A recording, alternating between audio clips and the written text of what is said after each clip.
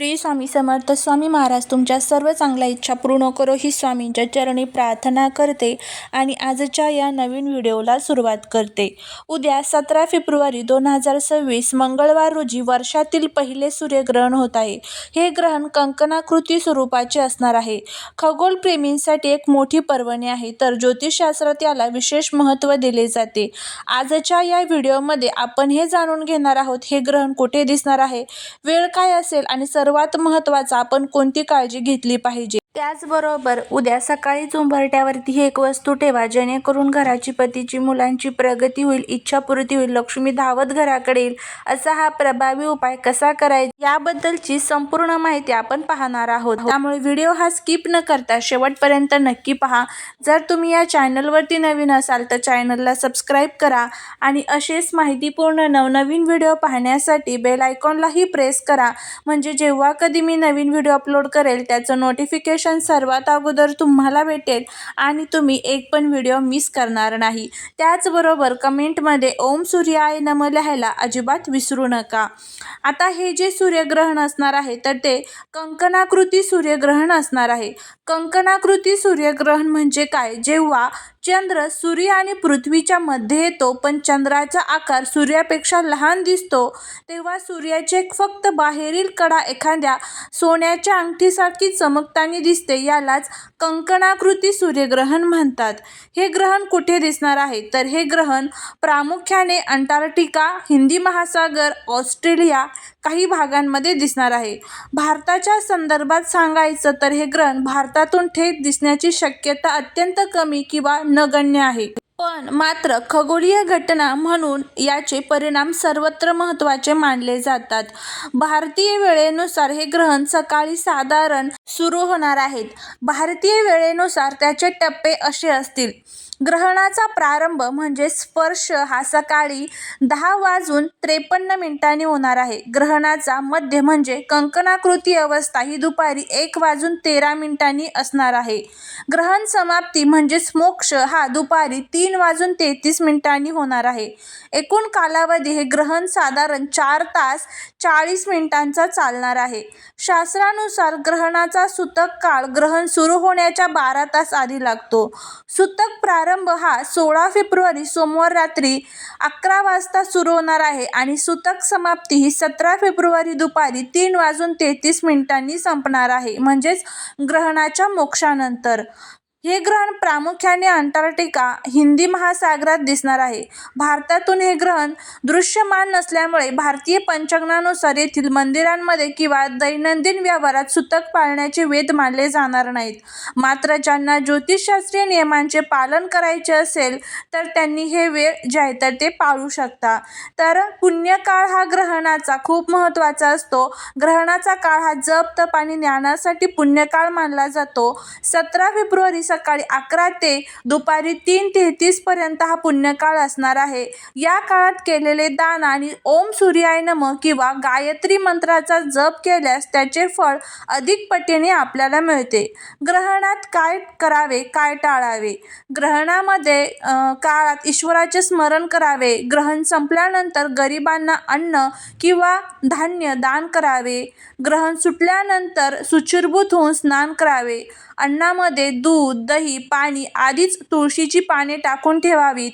ग्रहणात काय टाळावे? ग्रहणात भोजन करणे टाळावे. आजारी व्यक्ती, मुले, वयोवृद्धांना सूट असते.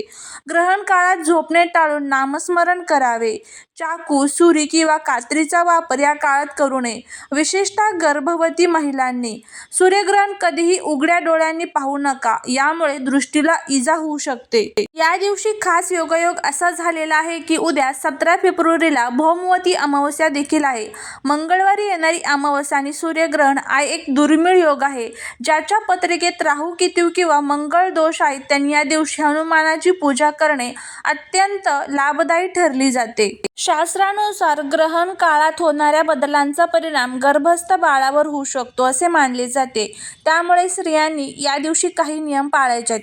आता बघा, जरी हे ग्रहण आपल्या भारतात दिसणार नसलं तर तुम्हाला हे नियम पाळायची गरज नाही. पण मनामध्ये जर तुम्हाला कुठे शंका येत असेल की नाही, याचा जो परिणाम आहे संपूर्ण देशावरती होत असतो असं तुम्हाला जर वाटत असेल, तर मग तुम्ही हे नियम जे आहेत तर ते पाळू शकता. आता हे नियम तुम्ही पाळायचे आहेत. त्यामध्ये ग्रहणाच्या काळात कात्री, सुरी किंवा विळी अशा धारदार वस्तूंचा वापर करू नये असे मानले जाते. यामुळे बाळाला इजा होऊ शकते.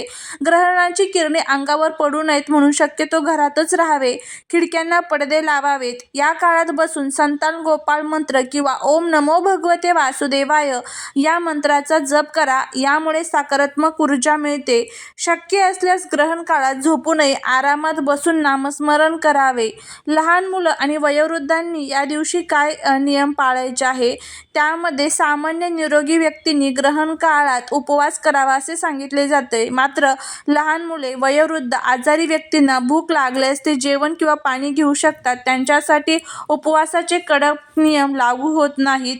मुले किंवा वृद्धांना जे अन्न किंवा पाणी दिले जाणार आहे त्यात ग्रहणापूर्वीच तुळशीची पाने टाकून ठेवावीत. यामुळे अन्नावर ग्रहणाचा नकारात्मक परिणाम होत नाही. वयोवृद्ध व्यक्तींना बसून राहणे शक्य नसेल तर त्यांनी झोपून विश्रांती घेऊ शकता. त्याचबरोबर मुले कुतूहलापोटी सूर्याकडे पाहण्याचा प्रयत्न करतात. पालकांनी मुलांवर लक्ष ठेवावे. त्यांना उघड्या डोळ्यांनी सूर्य पाहू देऊ नये. यामुळे डोळ्यांच्या पडद्याला गंभीर इजा होऊ शकते. ग्रहण सुटल्यानंतर घरातील सर्वांनी, विशेषतः स्त्रियांनी आणि मुलांनी कोमट पाण्याने स्नान करावे. ग्रहण संपल्यानंतर मुलांच्या किंवा वृद्धांच्या हाताने गरिबांना धान्य किंवा पैसे दान करून घ्यावे. हे शुभ मानले जाते. हे सूर्यग्रहण भारतातून दिसणार नसल्यामुळे वैज्ञानिकदृष्ट्या येथील वातावरणात कोणतेही मोठे बदल होणार नाहीत. त्यामुळे घाबरून न जाता केवळ खबरदारी म्हणून मानसिक शांततेसाठी तुम्ही हे नियम पाळू शकतात. जर शक्य होत असेल तर नियम पाळा. शक्य होत नसेल तर आपलं जे काही रोजचं रुटीन असतं त्या पद्धतीने रुटीन ठेवलं तरी देखील चालू शकतं. आता बघा, या दिवशी सूर्यग्रहण आणि त्याचबरोबर अमावस्येचा दुर्मिळ योग आहे. मंगळ ग्रहाची शांतीसाठी या दिवशी तुम्ही काही प्रभावी असे उपाय देखील करू शकता. हनुमानाची सेवा करा. पितृ आशीर्वाद मिळवण्यासाठी पिंपळाच्या झाडाची सेवा करा. आणि त्याचबरोबर जेव्हा हा एक प्रभावी उपाय देखील करा. सकाळी उंबरट्यावरती ही एक वस्तू आपल्याला ठेवायची आहे. आपल्या घराचा उंबरठा हा आपल्या घराचा केंद्रबिंदू असतो. तर उद्या तुम्हाला काय करायचं आहे, सकाळी लवकर उठायचं आहे, स्वच्छ आंघोळ करायची आहे. त्यानंतर एक तांब्याभर पाणी घ्यायचं आहे. त्या पाण्यामध्ये थोडीशी हळद आणि गोमूत्र टाकायचं आहे. संपूर्ण उंबरट्याच्या बाहेर उंबरट्यावरती हे पाणी शिंपडायचं आहे. एका स्वच्छ कपड्याने उंबरट्याच्या बाहेरची जागा स्वच्छ पुसून घ्यायची आहे. एक दिवा घ्यायचा आहे. तेलाचा घेतला किंवा तुपाचा घेतला तरी देखील चालू शकतो. त्या दिव्यामध्ये हळद थोडीशी टाकायची आहे, वेलची टाकायची आहे, एक लवंग टाकायचे आहे आणि थोडंसं आपल्याला हळदी कुंकवाचं मिक्सचर तयार करून घ्यायचं आहे. आपल्या उंबरट्यावरती जायचं आहे. प्रथम हळदीचं लेपन उंबरट्यावरती द्यायचं. त्यानंतर मध्यभागी तुम्हाला एक स्वास्तिक काढायचं आहे. स्वास्तिकला हळदी कुंकू अक्षता अर्पण करायच्या आहेत आणि कडेला तुम्हाला उंबरट्याच्या आजूच्या बाजूला जिथे कुठे व्यवस्थित जागा भेटेल तिथे तुम्हाला हळदी कुंकवाच्या साहाय्याने अष्टलक्ष्मीचे प्रतीक जे असतात तर ते काढायचे आहे. अष्टलक्ष्मीचे प्रतीक काढत असताना तुम्ही 8 डॉट दिले किंवा 8 उभ्या रेषा मारल्या तरी देखील चालू शकतात.